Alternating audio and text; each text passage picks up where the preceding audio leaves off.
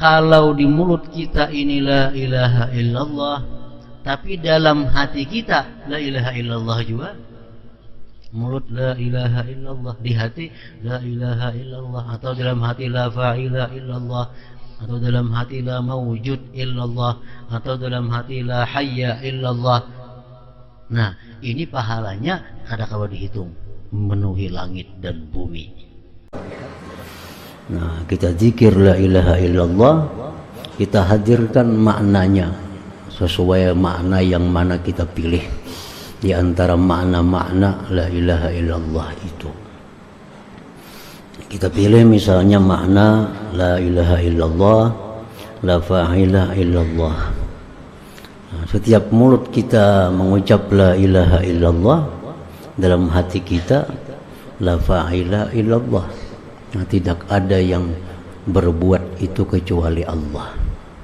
Nah, 100 kali dalam hati kita la ilaha illallah, tiada yang berbuat itu kecuali Allah. La ilaha illallah, tiada yang berbuat kecuali Allah. La ilaha illallah, tiada berbuat kecuali Allah.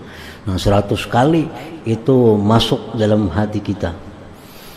Andai kata 100 jumlah yang kita ambil, nah maka itu akan berbekas. Karena tiap malam 100 masuk dalam hati kita bahwa tidak ada yang berbuat pada alam semesta ini melainkan adalah Allah Subhanahu wa ta'ala. Nah, itu akan ada berbekas dalam hati.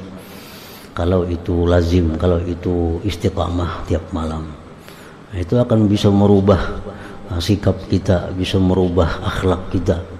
Karena sudah masuk dalam hati kita, tidak ada yang berbuat itu kecuali Allah Subhanahu wa ta'ala. Atau kita ambil makna yang lebih tinggi lagi, misalnya la ilaha illallah, kita ucapkan dalam hati kita la mawjud bil haqiqah illallah. Tidak ada sebenarnya itu melainkan hanya Allah.